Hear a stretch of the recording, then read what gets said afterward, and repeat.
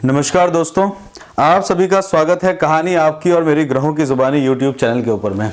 इसमें आज जो हम लोग बात करेंगे मीन लग्न के लिए बात करेंगे और मार्च का महीना आपके लिए कैसा रहने वाला है उसके ऊपर चर्चा करते हैं। इसमें देखते हैं कि मीन लग्न के अंदर में लग्नेश जो है आपके गुरु जो हैं वो आपके 12वें स्थान में आए हुए हैं और काल पुरुष की कुंडली में भी जो मीन लग्न आता है वो 12वें घर में आता है। तो यहाँ पे आप देखेंगे तो आपके लिए कुछ चीज़ें कंस्ट्रक्टिव होंगी जीवन में। हेल्थ का ध्यान देना होगा, बट कुछ बड़ा एक्सपांशन करने के बारे में आप प्लान करेंगे। कुछ लंबे खर्चे आपको आ सकते हैं क्योंकि वह स्थान के अंदर में बैठे हुए हैं। साथ के साथ में गुरु जो है वो शनि की राशि में बैठे हुए हैं, तो लॉन्ग टर्म परसेप्शन में मतलब लॉन्ग टर्म के लिए आप देख सकते हैं। शनि और गुरु जो है दोनों ही धीमे धीमे चलने वाले हैं, तो लॉन्ग टर्म का प्लानिंग आप इस समय में देख सकते हैं। मूल त्रिकोण राशि है शनि की और शनि अपने घर से भी 12वें स्थान पे है। अपने घर से 12वें स्थान पे है, लग्नेश अपने 12वें स्थान में है, तो खर्चा बहुत बढ़ाते हैं, एक्सपेंडिचर को बहुत बढ़ाते हैं। साथ के साथ में आप देखेंगे छठे स्थान के स्वामी यानी कि सूर्य जो है वो भी आपके जो है 12वें स्थान पे बैठे हुए हैं, तो विपरीत राजयोग यहाँ पे क्रिएट करते हैं। लोन वगैरह का घर, ये छठा स्थान जो होता है लोन से रिलेटेड होता है, रोग ऋण शत्रुओं से रिलेटेड होता है, हॉस्पिटल से रिलेटेड होता है, तो ये जो है आपके 12वें स्थान के अंदर में गए हैं। और बुध जो है वो आपके सुख के स्थान के स्वामी है यानी कि सुखेश हैं। यहाँ पे आप इस मन के अंदर में जो कैलकुलेशंस आपके चलती हैं, मन के अंदर में जो आपका मैथमेटिक्स आपको लिए हुए रहती है, दो तरह के विचार आपको रहते हैं। द्विस्वभाव लग्न के अंदर में भी है और मन में भी दो स्वभाव आपके रहते हैं, तो इफ एंड बट जो है वो क्रिएट रहता है। वो भी 12वें स्थान के अंदर में गए हुए हैं, यानी कि आपको नींद लेने के अंदर में यानी कि सोना हुआ या फिर आपको जो है रेस्टलेसनेस जो है वो क्रिएट वो वहां पे बनी रहती है। बुध जो है वो आपके लिए स्पाउस के कारक भी है, तो स्पाउस के कारक भी जो है वहां पे भी आपके जो संबंध है वो अधिक सुधरते हुए आपको दिखेंगे। यानी कि सप्तमेश जो है वो अपने 12वें स्थान के अंदर में गया है, तो वहां पे आपको पार्टनर्स के साथ में, अपने पार्टनर के साथ में संबंधों को सुधारते हुए आप इसमें देखेंगे। गुरु की जो दृष्टि है वो आप उस पर बात करते हैं, तो देखिए गुरु पंचम दृष्टि से सुख स्थान के अंदर देख रहा है, कन्वेंस के ऊपर में देख रहा है, जमीन जायदाद के ऊपर में देख रहा है, और साथ के साथ में गुरु जो है बुध के साथ में बैठे हुए भी हैं, तो यहाँ पे एक्सपांशन करने का आपका मन में रहेगा। साथ के साथ में इस वृद्धि को आप देखने की कोशिश करेंगे मार्च के महीने में। और बुध जो है वो आपके लिए इन लॉस के परिवार की तरफ में भी देख रहा है, साथ के साथ में अष्टम भाव में देख रहा है और धार्मिक यात्राओं की तरफ में भी आपका ध्यान आपको केंद्रित करते हुए दिखेगा। शुक्र की राशि के अंदर में है, तो शुक्र की राशि में आप शुक्र जो है स्वयं जो है 11वें स्थान में बैठे हुए हैं, तो यहाँ पे आपको अपने ऊपर में आप फैसिलिटी को कटौती होते हुए देखेंगे। मतलब आपका खर्चा जरूर बढ़ता जाएगा, बट वो फैसिलिटी जो है उसको आप यूज करते हुए खुद अपने ऊपर में कम देखेंगे, क्योंकि 12वें स्थान में शुक्र जो है वो उनको राजयोग प्राप्त होता है और 12वें से 12वें में चले गए शुक्र, तो अपने घर में अपने मेटेरियलिस्टिक चीजों के अंदर में वो व्यय को अपने ऊपर में जो है चीजों को उपयोग करने का कार्य कम करते हैं। साथ के साथ में शनि जो है, शनि आपके लिए आप देखेंगे तो आपके लिए मित्रों के साधन है, मित्रों के कारक रहते हैं, तो मित्रों के अंदर में आपको एक तरह से उदासीनता आपको देखने को मिलेगी। और यहाँ पे शनि की जो तृतीय दृष्टि है लग्न पर रहेगी, आपके फर्स्ट हाउस पे रहेगी, तो यहाँ पे आपके मन के अंदर में काफी दृढ़ता की सोच जो रहती है, क्योंकि शनि की जो डिग्रियां हैं वो 24 डिग्री से 27 डिग्री तक में जाएंगी, तो एक सोच के अंदर में फर्मनेस क्रिएट करते हैं।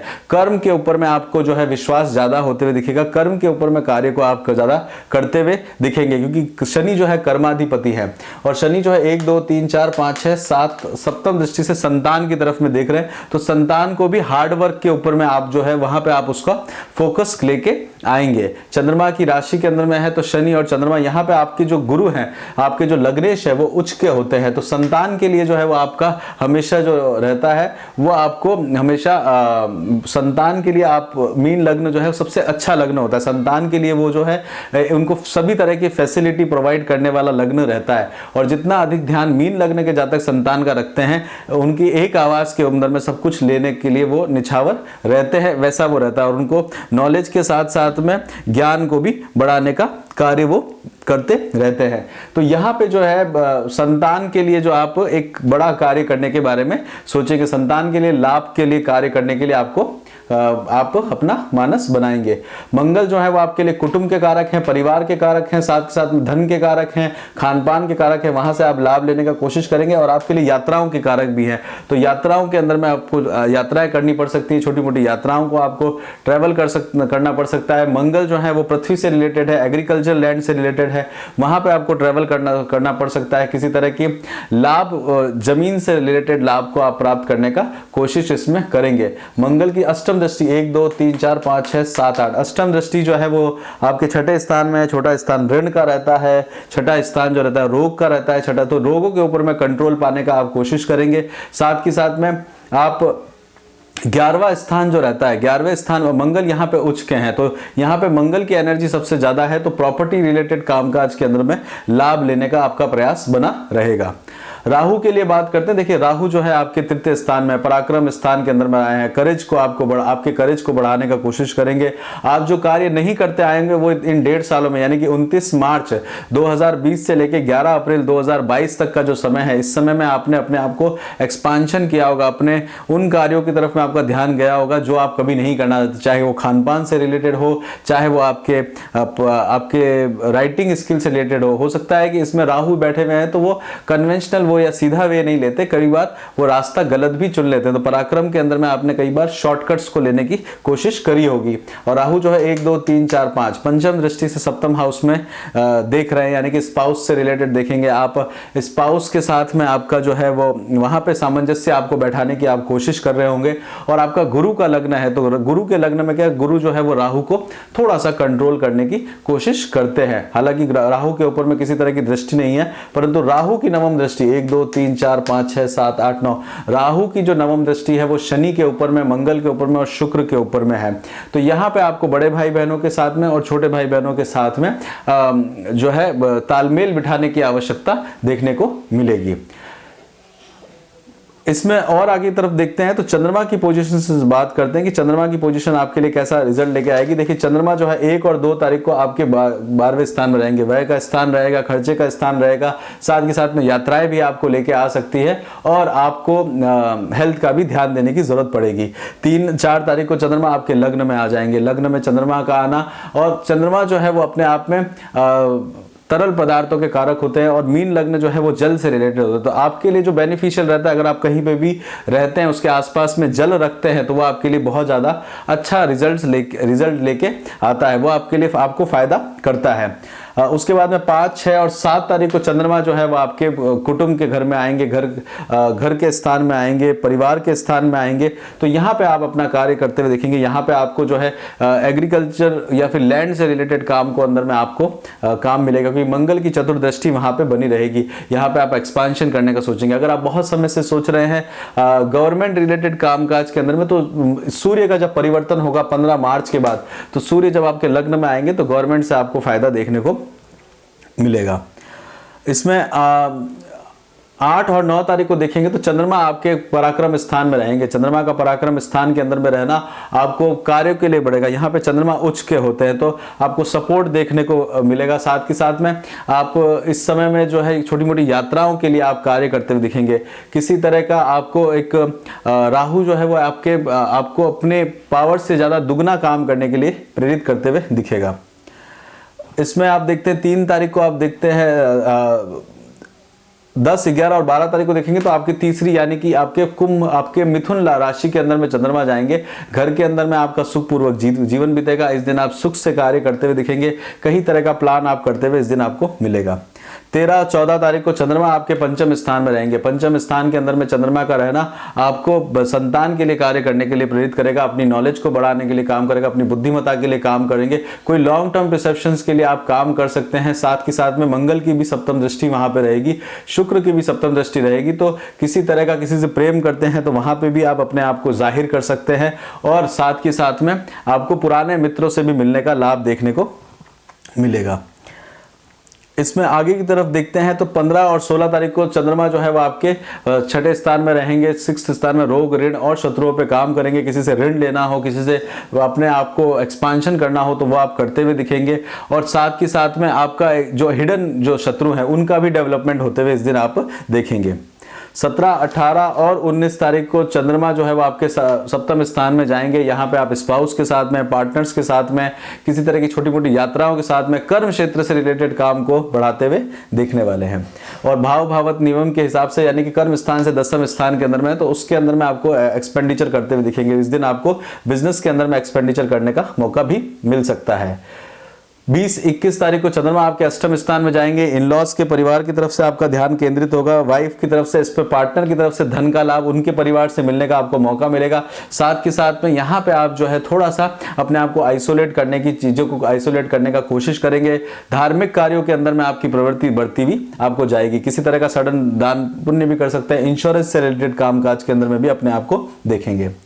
22 और 23 तारीख को चंद्रमा आपके नवम स्थान में जाएंगे। लंबी यात्राएं आपके लिए आ सकती है। साथ के साथ में आपको एक सडन यात्राएं भी क्रिएट कर सकती है। केतु जो है वो सडन चीज़ों को क्रिएट करते हैं और यहाँ पे आपको आध्यात्म के लिए भी कार्य करने का मौका देखने को मिलेगा। तो ये सडन आपके लिए चेंजेस आपको लेके आएंगे।